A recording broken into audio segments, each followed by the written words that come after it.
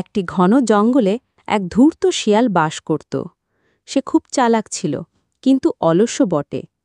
নিজের জন্য খাবার সংগ্রহ করার বদলে সে সবসময় অন্য প্রাণীদের ঠকিয়ে খাওয়ার চেষ্টা করত। একদিন শিয়াল দেখল কাকের ঠোঁটে একটি পনিরের টুকরো। শিয়াল ভাবল, এটা তো আমারই হওয়া উচিত। সে কাকের নিচে দাঁড়িয়ে মিষ্টি গলায় বলল, ওহে কাকদা, তোমার মতো সুন্দর কণ্ঠ আমি জীবনে শুনিনি, একবার গান শোনাও না। কাক প্রথমে সন্দেহ করল, কিন্তু প্রশংসার লোভ সামলাতে পারল না। সঙ্গে সঙ্গে গান ধরতেই পনির মাটিতে পড়ে গেল। শিয়াল দ্রুত তুলে নিয়ে বলল, হা হা, এটাই হলো আমার প্রিয় গান। তারপর থেকে শিয়াল প্রতিদিন নতুন কোনো ফন্দি আঁটত। কখনো বাঘকে ভয় দেখিয়ে, কখনো খরগোশকে ফাঁদে ফেলে খাবার হাতিয়ে নিত।